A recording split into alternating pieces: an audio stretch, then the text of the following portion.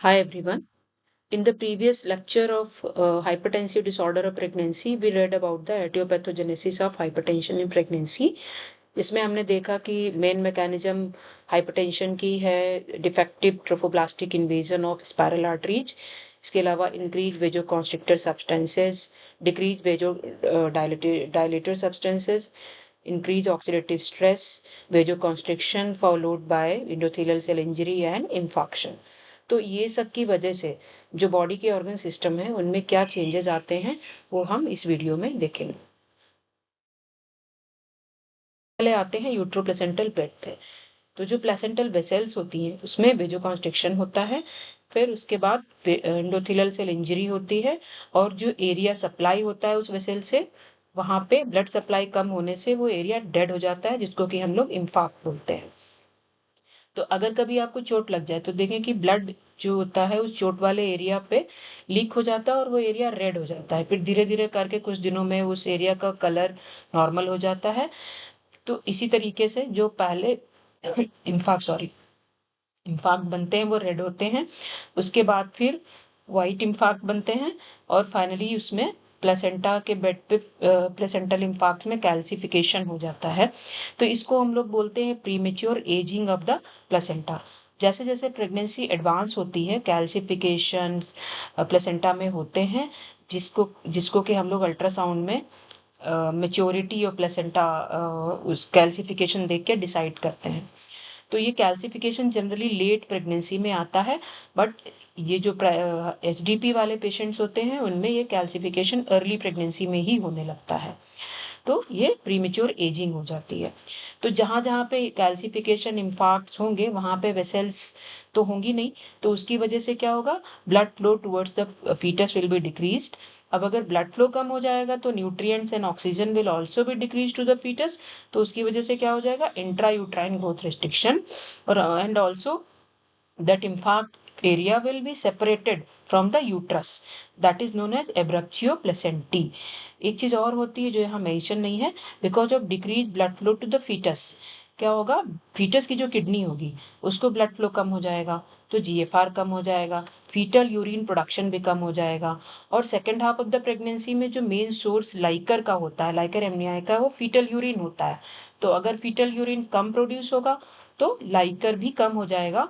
तो एक चीज और होगी, दैट इज नोन एज ओलाइगोहाइड्रमनियास। में क्या होगा, जो प्लेसेंटल विलाई होते हैं तो साइटोट्रोफोब्लास्ट को ये लगेगा कि ट्रोफोब्लास्टिक इन्वेजन नहीं हो पा रहा है because cytotrophoblast are less, extravillous cytotrophoblast are less. तो वो उनका क्या होगा, प्रोलिफरेशन होने लगेगा। तो because of this proliferation, mark proliferation of cytotrophoblast, जो उनकी बेसमेंट लेयर है वो थिक हो जाएगी और जो वेसल्स हैं स्पेशली एंड आर्टरीज उनका इनका इन्फ्लेमेशन हो जाएगा, that is known as proliferative and arteritis. And this will lead to thickening of the vessel wall, that is known as atherosclerosis. Kidney में क्या होगा, जो अफरेंट आर्टेरियोल्स हैं, मतलब जो किडनी की तरफ ब्लड को लाती हैं उनको बोलते हैं अफरेंट आर्टेरियोल्स। तो उनमें क्या होगा, वेजोस्पाज्म हो जाएगा। तो वेजोस्पाज्म की वजह से, ये मैटरनल किडनी की बात हो रही है, मदर की किडनी में। तो because of vasospasm of the afferent arteriole, renal blood flow will be decreased and GFR will be decreased. तो अगर ब्लड फ्लो कम हो जाएगा तो जो रीनल ट्यूब्यूल्स हैं उनमें, मतलब नेफ्रॉन्स, तो उनमें क्या होगा, ऑक्सीजन कम होने से, एनॉक्सिया होने से डैमेज हो जाएगा। And this is known as ATN, that is acute tubular necrosis. तो इस एटीएन की वजह से जो किडनी का फंक्शन है वो डिस्टर्ब हो जाएगा। किडनी दो तरीके के फंक्शन करती है, एक तो कुछ सब्सटेंसेस का सिक्रीशन करती है और फिर कुछ सब्सटेंसेस को रीएब्जॉर्ब भी, सिक्रीट करने के बाद रीएब्जॉर्ब भी करती है। तो बेसिकली प्रोटीन, ग्लूकोज, ये सब का रीएब्जॉर्प्शन होता है। नॉर्मली यूरिन में आपको प्रोटीन और ग्लूकोज नहीं मिलेंगे। एंड जो यूरिया, क्रिएटिनिन, यूरिक एसिड, इनका सिक्रीशन होता है। तो अब इनका सिक्रीशन प्रॉपरली नहीं हो पाएगा तो रीएब्जॉर्प्शन जिनका होना है, प्रोटीन और ग्लूकोज, उनका रीएब्जॉर्प्शन ना होने से वो यूरिन में आने लगेंगे, that is known as proteinuria and glycosuria. और यूरिया, यूरिक एसिड, क्रिएटिनिन, इन सब का सिक्रीशन होना है, वो सिक्रीट नहीं हो पाएंगे तो ब्लड में उनकी कंसंट्रेशन बढ़ जाएगी. So the increase serum urea, increase creatinine and uric acid हो जाएगा. And also because of decrease GFR, urine production will be less, that is known as oliguria. तो मदर का जो यूरिन प्रोडक्शन है वो भी कम हो जाएगा. और वेसल्स, जो जनरल बॉडी की सारी वेसल्स हैं, उनमें because of intense vasospasm there will be endothelial injury. And injury की वजह से जो उनकी परमिएबिलिटी है वो बढ़ जाएगी. तो क्या होगा, वाटर जो होता है वो लीक करने लगेगा. So there will be increase capillary permeability that will lead to peripheral oedema. Liver में क्या होगा, जो पोर्टा हिपैटिस है लिवर का, तो arterioles of the porta hepatis, there will be thrombosis of the arterioles of porta hepatis. तो इसकी वजह से थ्रोम्बोसिस होगी, देन हेमरेज होगा, ब्लड लीक कर जाएगा, एरिया के नेक्रोसिस हो जाएगी. तो that is known as periportal haemorrhagic necrosis. And also जो लिवर का कैप्सूल है उसके नीचे हेमेटोमा बन जाएगा, that is known as subcapsular haematoma. तो अब लिवर की इंजुरी और हेमेटोमा की वजह से क्या होगा, इंक्रीज लिवर एंजाइम्स हो जाएंगे.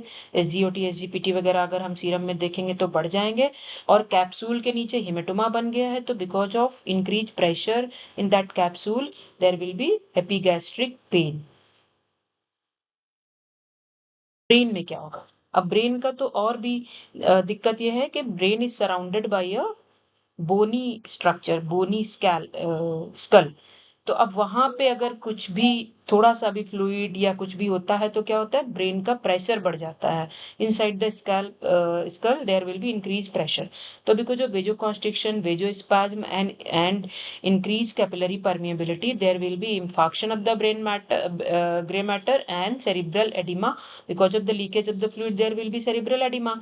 तो अब जैसे ही एडिमा होगा, अब कोई सॉफ्ट टिश्यू तो उसके चारों तरफ, ब्रेन के चारों तरफ है नहीं, ये एक बोनी स्ट्रक्चर है school.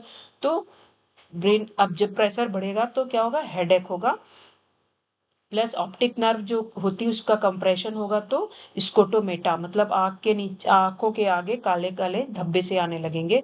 Some times even patient में become temporarily blind.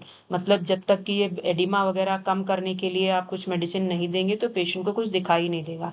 And because of this cerebral oedema patient में हैव कन्वर्जेंस ऑल्सो, जिसको कि हम लोग एक्लेम्शिया बोलते हैं. इसके अलावा पेशेंट अल्टर्ड सेंसोरियम हो सकता है, एंड इवन अनकॉन्सियसनेस भी हो सकती है. अगर बहुत बड़ा इंफाक्शन हो गया है और वाइटल एरिया ब्रेन का कोई इन्वॉल्व है, then patient may be having some permanent neurological injury like hemiparesis, hemiplegia, etc. Sometimes mortality of the mother can also happen. Heart में क्या होगा, तो वेजो कंस्ट्रिक्शन की वजह से इंक्रीज आफ्टर लोड हो जाएगा. इंक्रीज आफ्टर लोड हो जाएगा मतलब क्या है, हार्ट को एरोटा के अगेंस्ट ब्लड को पुश करना है. तो अगर एरोटा का प्रेशर, उसमें एरोटा में वेजो कंस्ट्रिक्शन होगा तो क्या होगा, उसका प्रेशर बढ़ जाएगा एरोटा का. तो इसकी वजह से इसको बोलेंगे इंक्रीज आफ्टर लोड. तो हार्ट को उतने ही ब्लड को पंप करने के लिए बहुत ज़्यादा काम करना पड़ेगा. प्लस जो हार्ट की जो वेसल्स हैं, उनकी जो हार्ट को ब्लड वेसल्स सप्लाई करती हैं, एंड आर्टरीज, उनकी एंडोथेलियल इंजरी से क्या होगा, मायोकार्डियम जो हार्ट की जो मसल्स हैं उसमें हेमरेज हो जाएगा, तो वो मसल्स भी काम नहीं कर पाएंगी ढंग से. तो because of these two, because of extra load on the heart and also the hemorrhage in the muscles of the heart, there will be heart failure. अब लंग्स में क्या होगा, बिकॉज ऑफ एंडोथेलियल हेमरेज, जो lungs के जो areas हैं, lungs में क्या होगा, हेमरेजिक ब्रोंको निमोनिया हो जाएगा. Pneumonia is the collection of fluid in the lungs. तो यहाँ पे क्या होगा, हेमरेजिक टाइप का निमोनिया होगा. Plus because of increase capillary permeability, lungs की जो एल्वियोलाई है उनमें पानी भर जाएगा. तो that is known as ARDS और acute respiratory distress syndrome. Haematological changes मतलब जो ब्लड वेसल्स हैं, ब्लड है, उसमें क्या चेंजेस आएंगे. तो इस ये सब हम लोग काफी पढ़ चुके हैं. Just revision, vasospasm and increase capillary permeability, इसकी वजह से क्या होगा, जो वेसल्स हैं उसके अंदर से ब्लड लीक करके एक्स्ट्रा वैस्कुलर स्पेस में आ जाएगा. तो अंदर वाटर कम हो जाएगा, तो उसको बोलते हैं हीमो. तो जो नॉर्मल हीमोग्लोबिन है वही ऐसा लगेगा बहुत ज्यादा है, तो इस वजह से इसको बोलते हैं हीमो कंसंट्रेशन। हेमाटोक्रिट बढ़ जाएगा, हीमोग्लोबिन का बढ़ जाएगा और पेरिफेरल एडिमा हो जाएगा।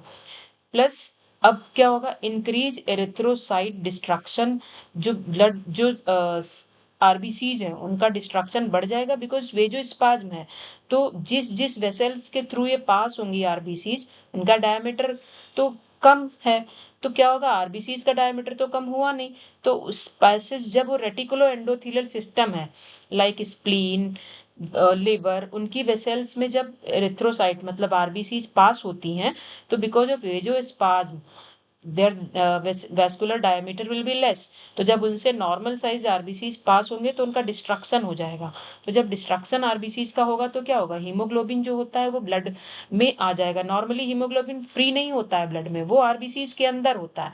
अब जब आरबीसीज का डिस्ट्रक्शन होगा तो ब्लड में हीमोग्लोबिन आ जाएगा, प्लस वही हीमोग्लोबिन जब किडनी के थ्रू फिल्टर होकर यूरिन में भी आ जाएगा, तो ये सब चीजें finally will lead to haemoglobinuria मतलब हीमोग्लोबिन यूरिन, हीमोग्लोबिनीमिया मतलब haemoglobin in blood, plus schistocytes in peripheral smear. अगर आप ब्लड की पेरिफेरल जनरल ब्लड पिक्चर कराएंगे तो टूटी फूटी आरबीसीज मिलेंगी जिनको बोलते हैं सिस्टोसाइट्स।